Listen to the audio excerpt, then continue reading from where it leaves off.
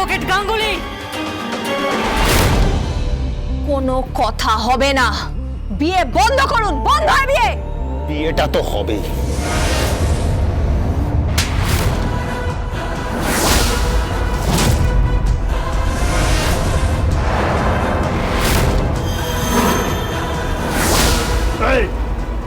ওকে বের করে দাও এখান থেকে।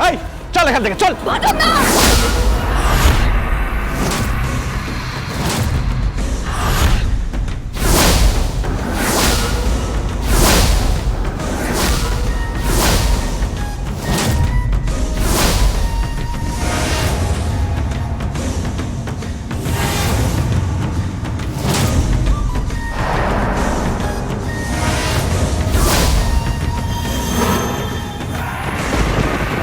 ম্যাডাম ম্যাডাম এখানে কি হচ্ছিল আপনি বলুন।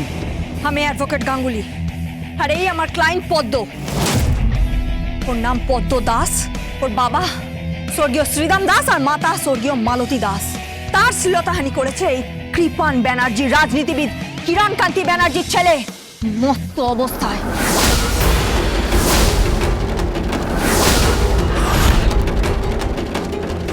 কোর্টে কেসটা চলছে এখনো, কিন্তু এই কেসটা জেতার কোনো রকম সুযোগ নেই দেখে, কোনো সম্ভাবনা নেই দেখে ওকে টেনে হিচড়ে তাড়া করে নিয়ে এসেছে বিয়ে দেওয়ার জন্য।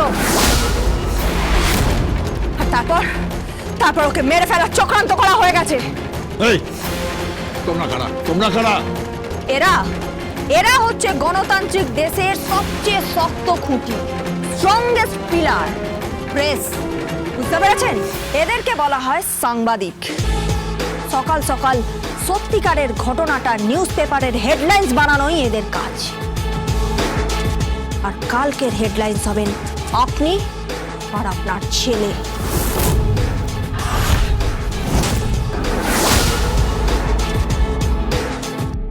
পদ্মর সাথে হয়ে যাওয়া সমস্ত অন্যায় সেকশন নাম্বার 364A, 354D, 354-509 এর হিসেব জনগণের সামনে পেশ করবে এই সাংবাদিক বন্ধুরা, আর তার কম্পেনসেট করবেন আপনি।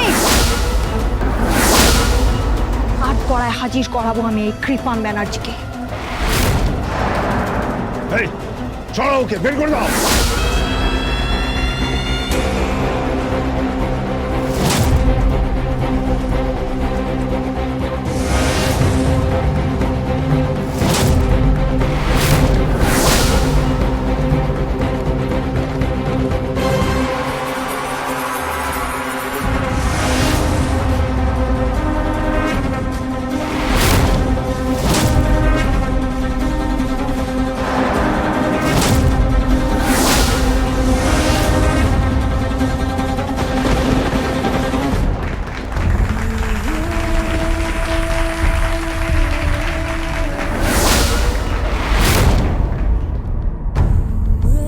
তুমি কথা রাখোনি গিনি, তুমি কথা রাখতে পারোনি।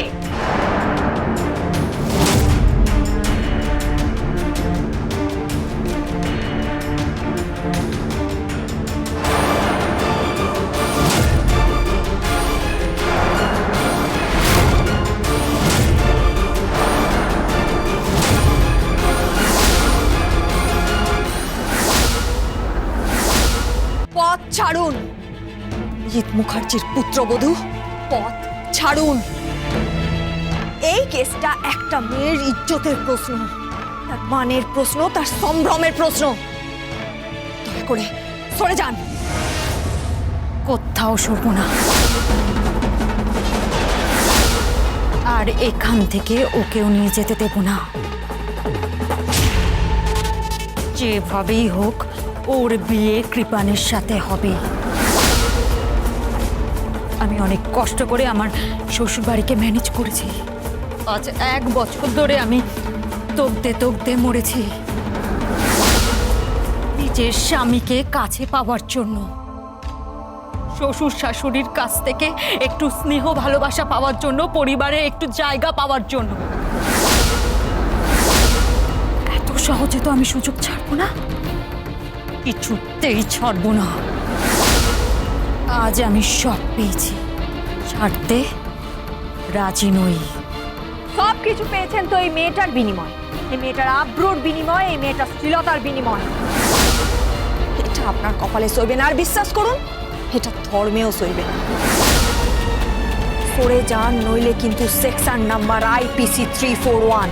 আপনি আমাদের পথ আটকাচ্ছেন, তাই জন্য কিন্তু আমি আপনার নামে কেস করব।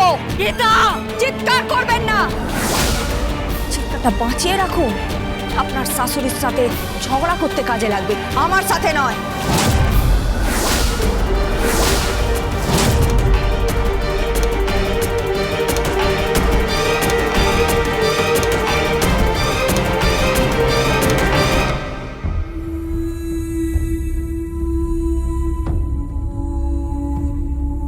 তুই তোর দিদির কথা শুনবি না গীতা, কথা শুনবি না গীতা।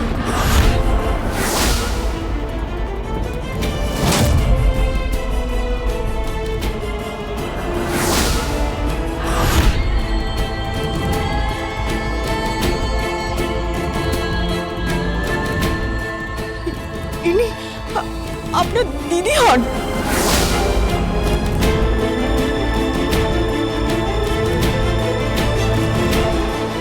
হ্যাঁ, কিন্তু তুমি প্রতিশ্রুতি দাও তুমি কোনদিন কাউকে এটা জানাবে না। যে আমার দিদি হয়, আমি কাউকে পরিচয় দিই না। যে মেয়ে নিজের স্বার্থে অন্য একটা মেয়েকে বাজিতে রাখতে পারে, তাকে আমি দিদি বলে পরিচয় দিই না।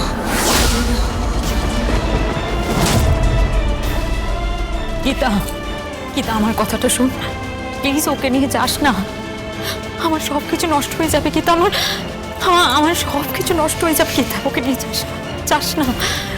আমি যাবই। গীতা যাস না, গীতা প্লিজ যাস না। কাকে কল করছেন?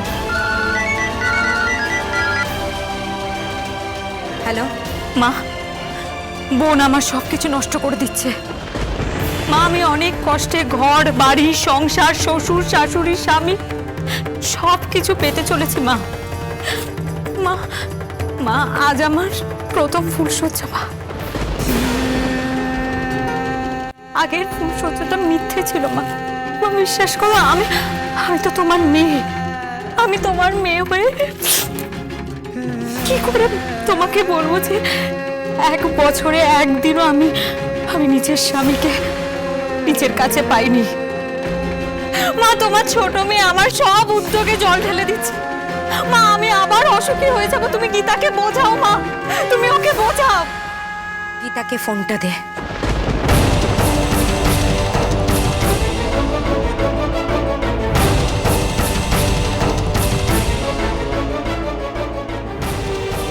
হ্যালো, কি করছিস কি তুই? তুই দিদির ঘর ভাঙছিস কেন? ওকে ওর মতো থাকতে দে না, সুখে থাকতে দে।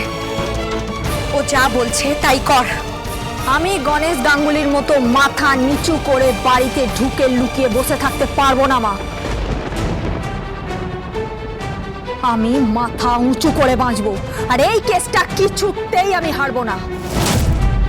এটা অগ্নিজিৎ মুখার্জির সাথে আমার চ্যালেঞ্জ।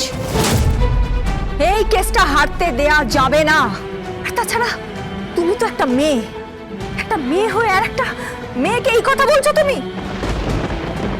ওকে আমি ওই হাঙ্গর ওই কুমিরগুলোর কাছে ছেড়ে দিয়ে আসবো?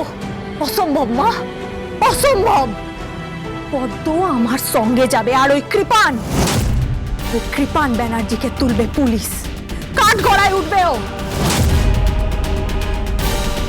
ওকে সাজা দেওয়ার দায়িত্ব আমার, ওকে সাজা দেওয়ার দায়িত্ব আইনের।